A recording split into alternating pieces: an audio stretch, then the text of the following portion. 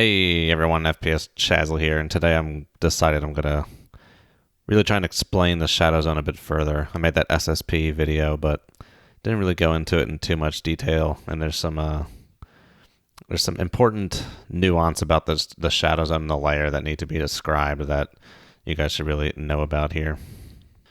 Alright, so here's a typical layer situation here. Got our noise source up here, surface boat. Beautifully drawn, if I do say so myself. And we got the shadow zone defining ray. So everything, to recap, everything's shallower than this. It's going to stay up here in the surface duct.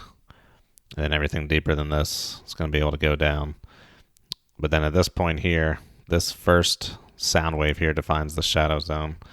And this is the point where anything down in this region cannot hear anything up here. So the shadow zone, the first takeaway from this is that the shadow zone starts at some distance away from the surface boat. Right here. And you can call this distance something. We'll call it X, just to be standard. So the shadow zone starts at some distance X here at the layer point right here. And this is dependent on layer depth. So to describe that mathematically, we would say that the shadow zone distance X is a function of the layer depth. This pretty much means that as the layer gets deeper, the shadow zone gets further. Okay, so drawing these sound rays out is more of like a visual tool, but this actually conveys what is happening here properly. So the shadow zone starts here for this depth and this depth only. If we're here at this depth, say down here, the shadow zone starts all the way over here. So the shadow zone is much further away. This isn't to scale. It's not to say that if you go twice as deep, the shadow zone is 3x or something. No, it's not that. This isn't drawn to scale. This is just for visual purposes. But yeah, the deeper you go, the further away the shadow zone starts here. So what that means is if you're stalking a surface craft, oh my god, that propeller's huge. If you're stalking a surface craft, that means you want to really get up in here and hug this layer. You want to stay as close to this layer as possible in order to minimize this shadow zone distance here. So you want to really just, creep under that layer depth. But this can have consequences. This layer depth can sometimes be pretty shallow. And in this instance, you also have to, so you got to balance, do you want short shadow zone distance? Or do you want to possibly go deeper to avoid mad overflights from aircraft here? So that's the main point I'm really trying to convey here is that, the deeper you go, the further away the shadow zone starts. So it could be a lot. Up here at this depth, the shadow zone might be at like 3 nautical miles. But then if you're down here, it might push it out to 3.5 nautical miles. Now, it doesn't sound a lot, but you got to remember, this linear dimension doesn't convey the whole story. You really got to think of it in terms of the size of that circle. The shadow zone's emanating from a center point. This is a radius, not a diameter. So you can find the area of a circle, the constant pi times the radius squared. So for 3 nautical mile circle, you get 28 nautical miles squared. And then down here for 3.5, we get 38.5 nautical miles squared. So by going deeper and increasing the shadow zone length by half a mile, which doesn't seem like too much, you're really increasing the size of the non-shadow zone area around this ship by almost 33%. So this is a big increase in surface area. You need to think of it in terms of an area of detection.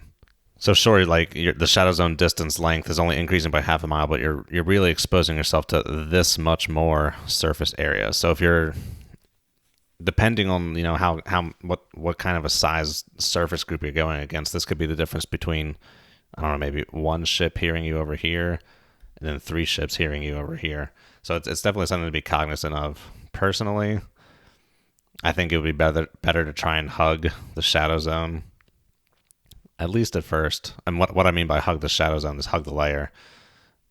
Before you make any kind of attacks or anything, just really hug that layer going up against surface craft there. Maybe once you started firing or you've been detected, you can consider going deeper. But be cognizant that it will increase the shadow zone distance there. So another benefit of this shadow zone phenomena here is that you can actually hug beneath this layer, remain undetected, and actually go ahead and sneak your toad out here at a low speed. And you can actually get your toad out here and listen around for other things, because this when you go deep enough here, you'll come through the shadow zone. So maybe this is a better way to convey what the effect of increasing shadow zone distance means. So like if the submarine's right here at this depth, it's invisible to the surface ship here. But if we descend and come through here, you will pass out of the shadow zone and come back into normal zone and be able to hear each other. You have to be cognizant of that. But yeah, so an effect of this is you can go pretty slow here, maybe around like 2 knots, dip out your toad, and you can have it peek through the shadow zone here and be able to hear while remaining undetected. So it's not only something the surface boats can do with their towed arrays, you can also do it as well. So if you're a sub up here now, and we still got ourselves our layer, and you got a sub down here somewhere that you're trying to avoid, this is much harder, borderline impossible to try and figure out where the shadow zone is for this sub, just because it's dependent on both your depth and the enemy's depth. Depends on where the shadow zone will be. So the rule of thumb is, if you know you got a submarine down here, you want to do the same thing for the surface that you would do for the surface ship and hug this layer. You want to stay right above this layer here. I don't know if I really mentioned it in the last part there, but for my purposes, I try and stay within about 50 feet of the layer. 50 feet, 15 meters is the depth I recommend below the layer that you go to hug it. And that's keel depth, the depth that Dangerous Waters reports. So if layers here is at 350 feet, I'll order 400 feet. All right, guys, so in addition to that, I also I did some experimenting. I did a lot of experimenting. Here's all my raw data over here. And so this is my raw data for surface duct layer type.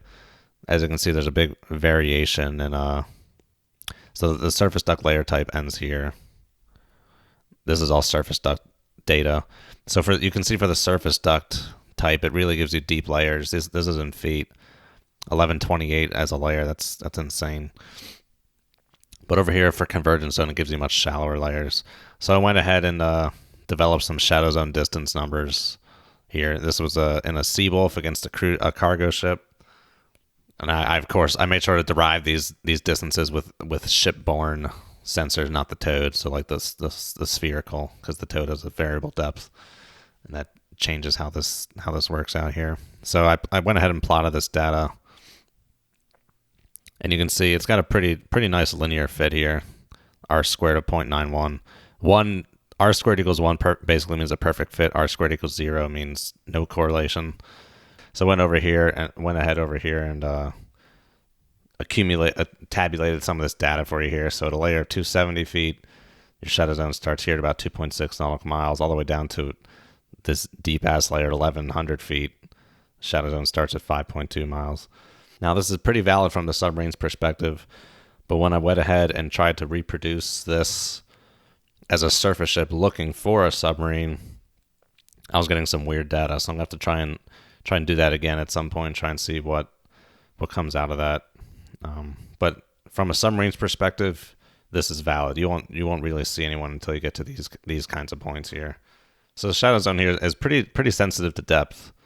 Going from 271 feet to 1100 feet, it basically doubles in length, 2.6 to 5.2. Also, when plotting this data, it's pretty much the same for convergence zone and surface duct. I wasn't sure there was going to be a change in slope or not. And this basically means it's just the sound speed profiles for both are pretty much the same. So in terms of firing weapons at surface craft, you also want to do the same thing where you want to hug the layer. You want to hug the layer with your weapons so that you minimize the reaction time of the ship you're shooting against. Because if you got a real shallow layer here, like 271 feet, your torps ain't going to pop out to that guy until like 2.5 miles away.